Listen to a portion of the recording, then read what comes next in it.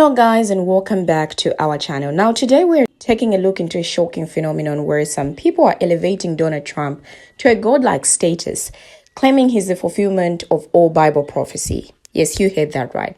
Now, this is not the first time we're hearing such things. I have talked about this. I've shared a video on this, but it's like a lot of people are now saying the same thing. And I just want to read out this comment that says, Donald Trump is God on earth and the fulfillment of all Bible prophecy. Open your heart to love and obey him, and you will find peace and happiness. This comment has sparked a conversation which is truly astonishing, urging people to open their hearts to love and obey him in order to find peace and happiness. Like, it's really alarming to see how some individuals are worshipping Trump with such favor, even going as far as to say he's literally a god. Now, as we explore this topic, we will examine the biblical perspective on this issue. According to scripture, Trump's actions and behavior are in direct opposition to the teachings of Jesus. In fact, many Christians argue that Trump embodies the characteristics of an antichrist figure as described in the book of Revelation. So with that said, let's take a look at these videos. I will be right back, and when I get back, we talk more about this. Donald Trump is God. He is the best man we will ever have as a president. He is just the realest person ever, and he is God, whether you like that or not. Notice how God is male, God is pure, God is the God, God is king. Donald Trump is God. He's proven himself worthy of being God. So since now that he is officially God and now president of the United States of America, respect God and respect my wishes. Donald Trump is my God. Donald Trump is my president. And Donald Trump is everything that he needs to be to become the rightful God and the king and the president of the United States of America. And the Virgin Mary is his wife, Melania Trump. And also, Christmas will be his official holiday. Hi, ma'am. This isn't directed at you, but I don't want to draw any attention to that person, so I'm not going to use the comment. Donald Trump is God on earth. Well, let's look at the information we have available. It would be easier for a camel to pass through a needle's eye than for a wealthy man to ever enter heaven. That sound like something Trump would say? Judge not, lest ye be judged. That sound like Trump? Do unto others as you would have done to you. Welcome the refugee, because for you were once a stranger in a strange land yourself. Hi, I'm the potty mouth pastor. Talking about, son? Donald Trump is God on earth? No, I don't think so. No, I don't think so, pal. Give me one shred of ever when Trump was in any way like Christ. Good luck reaching for that, because you'll never find it. I'm not even going to say anything else, because now's about the time we're about to get angry, because before I was a pastor, I was a very violent person. A soldier, and very effective at it, too. So I'm going to shut up now, because TikTok's sensitive. Ma'am, please forward this to him. Right here. Donald Trump is God on earth. Get. When I say Trump is the antichrist, I mean he is literally the antithesis of Christ. Let's break that down. Christ takes radical responsibility. Trump takes none. He diverts blame and claims credit no matter the situation. Christ engages with the most reviled and oppressed groups of people and treats them like equals. Trump treats everyone like garbage unless they can help him gain or maintain power. Christ fed the hungry and healed the sick. Trump resents what little we give to the poor and would rather see us all as affordable health care. Christ is a study in humility. Trump is literally a narcissist. Christ condemned capitalism and warned that it would be harder for a rich man to enter the kingdom of heaven than it would be for a camel to pass through the eye of a needle.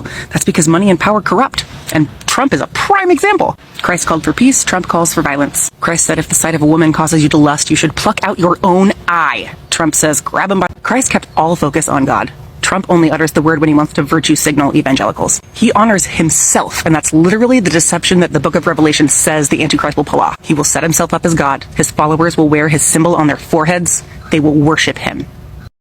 First off, I want to say I love your platform. I followed you for a while. Everybody go follow her and watch her videos. Interact. I have followed her for a long, long time, but or for quite a while. Anyways, I was going to respond to old boy's comment directly, but I guess he deleted it. So, if Donald Trump is God on earth and he's Jesus and he's all that, we need to accept it. We do, because we all know how the story ends, don't we? Only thing we need is a few Roman guys, extra boards and extra nails, and we got it.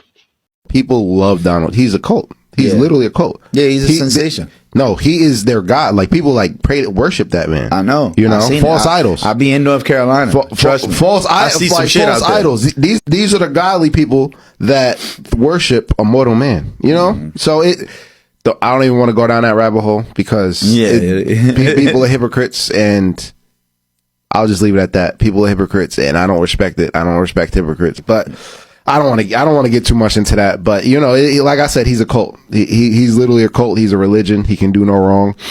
People for him. We've never seen a candidate like. Now, God made Trump. So Trump's platform, Truth Social, now declares, and he made him for a divinely appointed mission. Now, this is actually the more discreet form of the new blasphemy. Some of the former president's best now treat him like the Son of God.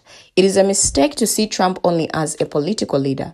In 2024, he's also a cult for evangelicals who no longer want to be Christians or churchgoers, constrained by the Bible or a community of fellow believers. Now, he has liberated them from the Bible or from biblical morality, which is evidently too great a burden. Their new religion consists of participating in ritual acts where Trump tramples on that old morality in some new and shocking way, intoxicating his supporters with the thought that they too are now free to trample on these values. Now, in a January 11 front page story published just before the lower caucus, the New York Times described these evangelicals who no longer go to church and instead religiously follow Trump, who never goes to church. Given that Trump's appeal is all about resentment, something like this was bound to happen. Like elite education, biblical morality was just one more thing about which Trump's followers could be made to feel bad or looked down upon.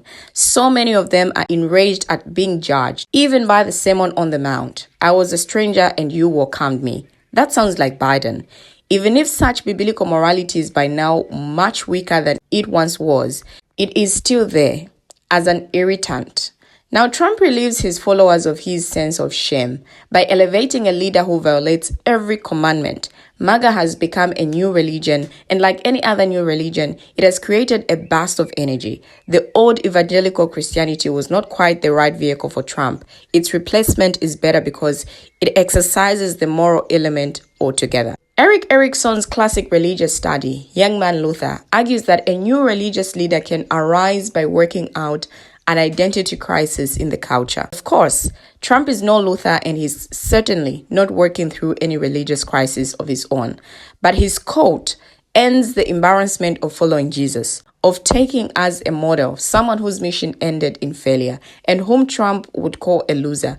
Instead of following Jesus the loser, Trump's followers seek someone who can win bigly and claim to have won even when he's lost. It's in Trump's interest that his supporters leave the churches, and doing so strips them of even the small social capital that comes from attending church. He wants them isolated with no connection to each other and with no trust in anyone but him. Now, Tocqueville famously celebrated American individualism, but Tocqueville believed it was biblical morality that kept this individualism from going off the rails. He was worried that without our churches would become so isolated from each other that we could no longer govern ourselves. He warned it would be difficult to operate free institutions without certain habits of the heart that came not just from engagement in New England town meetings, but from biblical religion. Now, the same warning was taken up by Robert Bellah and his colleagues at Berkeley in the Reagan-era classic Habits of the Heart, 1985.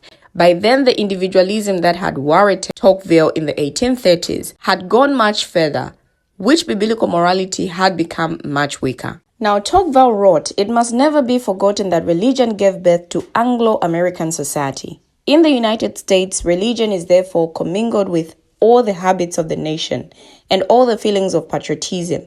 Hence, it derives a peculiar force. Well, we have forgotten. The left has forgotten, the right has too. Now that Trump himself has become a kind of religious leader, he is liquidating the authority of evangelical ministers. There is no longer any need for them, as they merely offer more secular political ideology.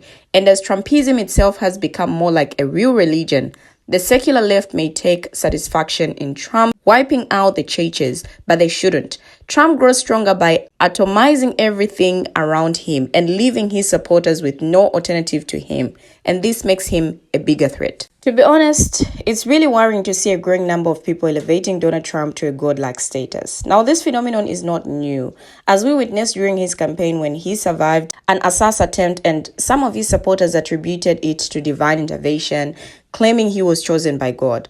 Now, this messianic complex is deeply troubling, as it blurs the lines between politics and religion. Trump's supporters are not just loyal to him as a political leader, but they're also invested in him as a symbol of their faith.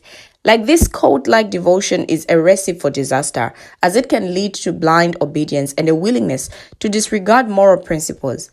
Now, the implications of this trend are far-reaching. When people start to see Trump as a divine figure, they are more likely to excuse his flaws and wrongdoing and even justify violence and authoritarianism in his name. Now, this is a classic characteristic of cults, where the leader is seen as infallible and above the law. As a society, we need to be vigilant and push back against this disturbing trend.